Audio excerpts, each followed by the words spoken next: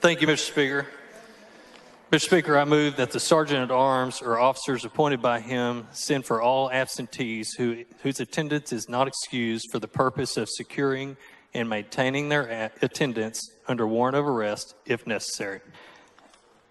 Members, Mr. Metcalf's motion is undebatable. You heard the motion. Mr. Metcalf has requested a record vote. The clerk will ring the bell. Show Mr. Metcalf voting aye. Show Mr. Hunter voting aye. Show Mr. Murphy voting aye. Mr. Cecil Bell voting aye. Dr. Oliverson voting aye. Show Mr. Herrera voting nay. All members voting.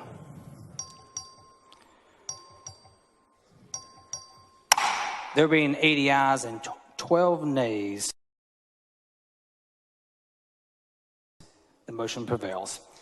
The Sergeant at Arms and any officers appointed by him are directed to send for all absentees whose attendance is not excused for the purpose of securing and maintaining their attendance under warrant of arrest if necessary. Members, under the rules, while the House is under a call, any member who wishes to leave the hall must have the written permission of the Speaker. The House will stand at ease.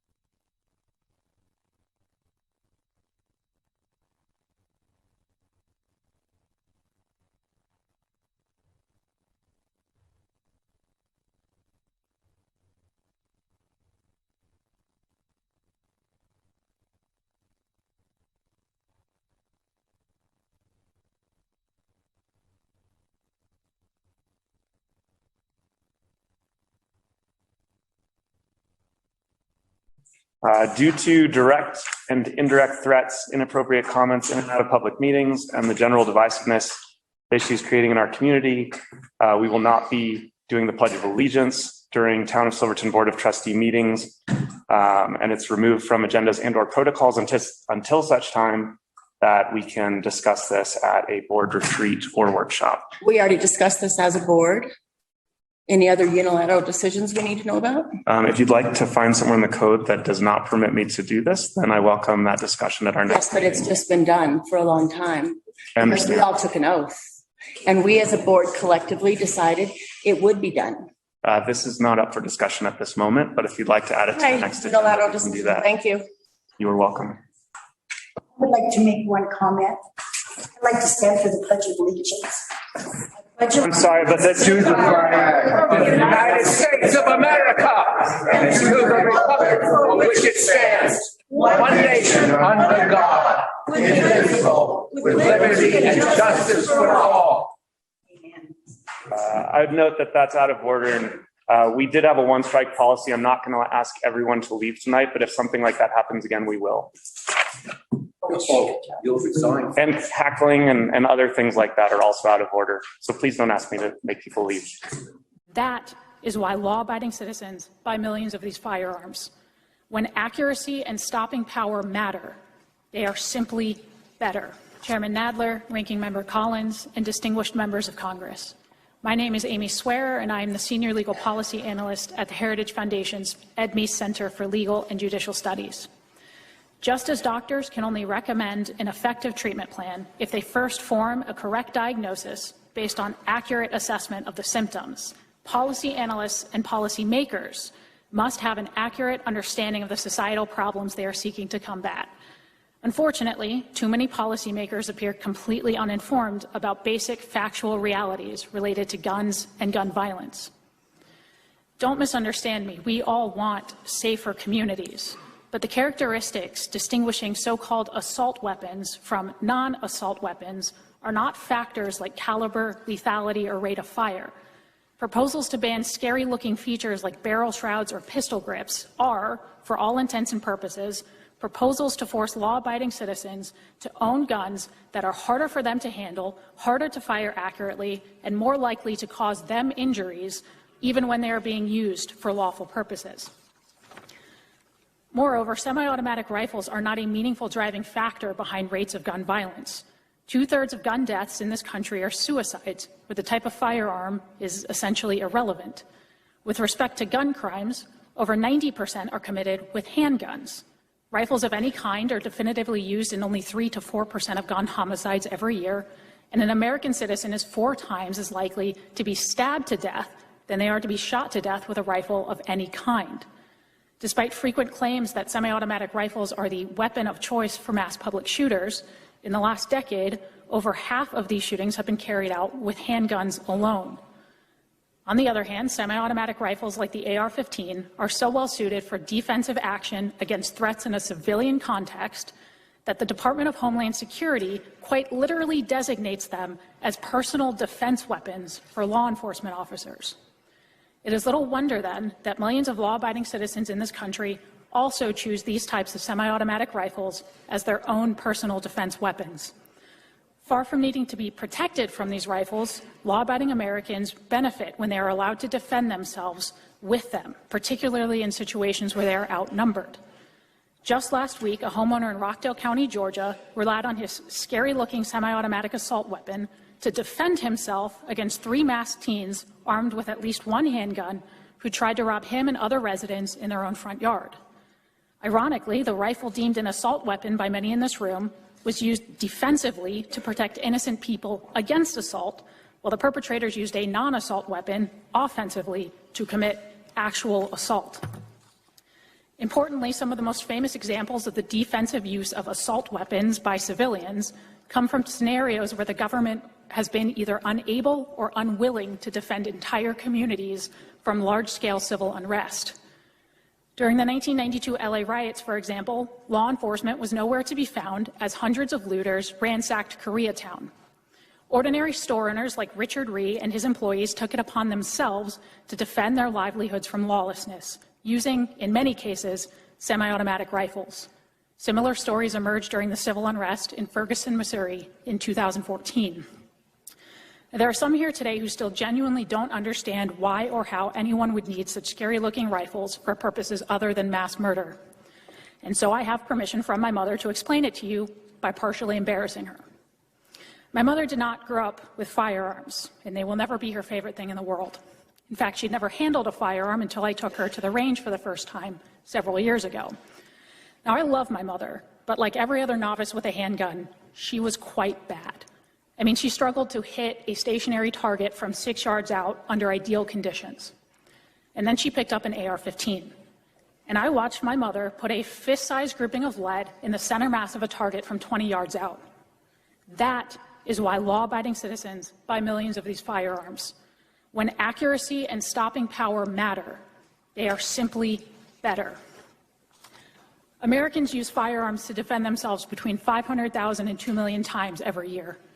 God forbid that my mother is ever faced with a scenario where she has to stop a threat to her life. But if she is, I hope politicians protected by professional armed security didn't strip her of the right to use the firearm she can handle most competently. Frankly, I hope she has in her hands the scariest-looking assault weapon she can find, so that we can both be confident in her ability to end the threat. Thank you.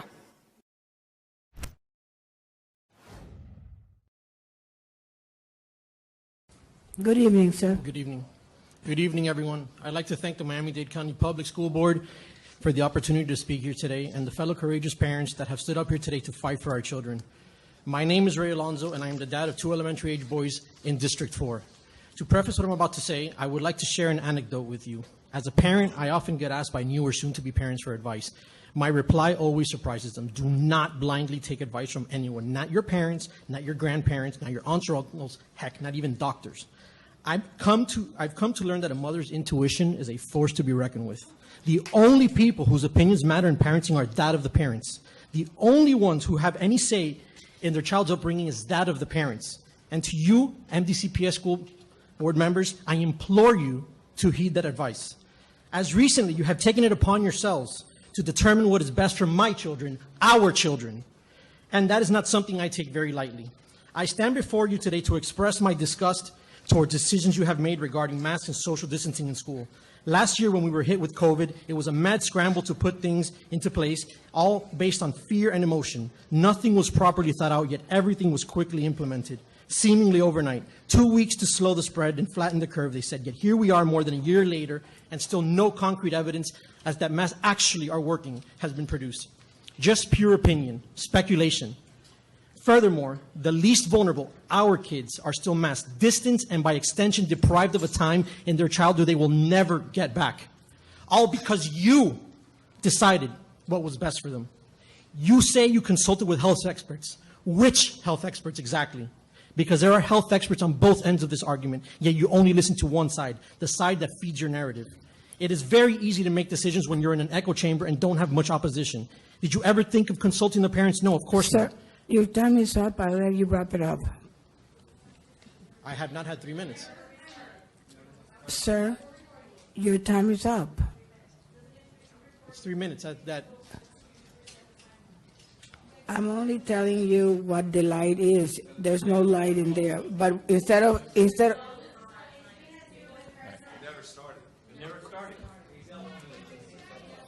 I've taken the time to educate myself by speaking with those directly involved in schools on a daily basis, and as you are encouraged to do so, I have followed the science. That science has led me to learn of the multiple things children are experiencing, which have all been discussed here, and I'm not going to reiterate them. While on the topic of education, I would like to remind all of you, with the exception of the superintendent, that you are all elected officials. You aren't leaders, you're public servants. You're here to serve, to answer to, and elected by we, the people. As easily as we elected you, we can very easily remove you. I had a conversation with a young man the other day, and his lack of basic civics astounded me. But I don't blame him. I blame the educational system that has failed him. A school system where it's more focused on teaching kids the proper use of pronouns when addressing others, handing out participation trophies, implementing critical race theory, creating ludicrous equity committees, and injecting the cancer that is cultural Marxism into our curricula, rather than teaching them how great this country actually operates. Instead of creating employable, upstanding citizens, you're creating entitled social justice warriors. Perhaps this is all by design, as a misinformed populace is exponentially easier to govern. I'm not entirely confident that all of you understand how exactly a constitutional republic works, and it should be unfair to expect that young men to do so. At some point, you stopped having respect for parents, and that what we believe is our best for our own children. We elected you to have oversight of their education and nothing more. With your track record of poor decisions, I'll be damned if I allow you to have any more say in anything beyond my children's education. Fellow parents, we must ask ourselves, if we really Madam have... Chair, your time is up. We gave you the additional minute. Okay, can I say my... No, your time is up. Your time is up. The Do you attorney, not like what I'm saying? Is that the problem? No, I don't have a problem with what you're saying. The time Does the anyone time have a is problem with me up. speaking more? The time is up. The attorney opined, and I'm going to say this on behalf of my chair, because I started the public hearing, there was a decorum statement that was made. The language was out of line with the decorum statement that was made. I did not interrupt you until you went outside of that line. Okay. So your time was up, number one, and the statement that was raised by the attorney about how we proceed in a public setting is not about the issue, it's about the manner in which you're going to deliver it. So that language would not be suffered by this board. So your time was up, and your language was out of line. Okay. Thank you, sir. I'm sorry I hurt your frail egos.